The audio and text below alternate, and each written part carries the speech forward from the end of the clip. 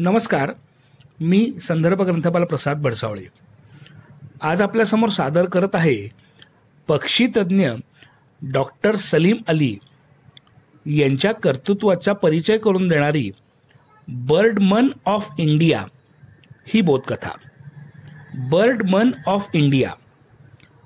लहानपणी गंमत म्हणून आणि पक्ष्यांची शिकार करताना एक दिवशी गळ्यावर पांढरा ठिपका असलेली एक चिमणी छोट्या सलीमने मारली.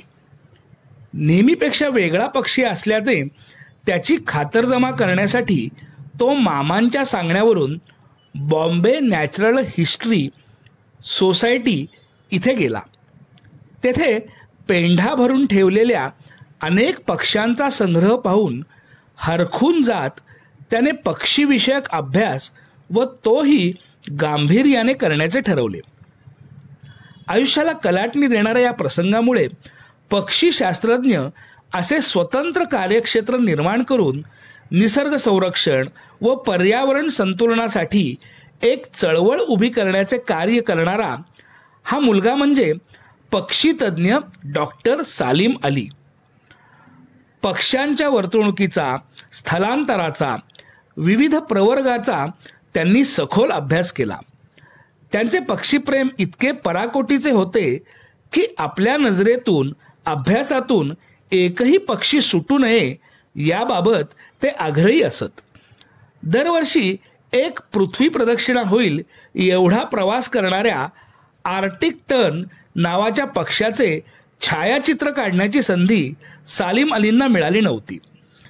एकदा चेन्नईत असताना एका पक्षीप्रेमीने त्यांना दूरध्वनीवरून हा पक्षी सध्या हिमालयांच्या रांगेत असल्याचे सांगितले.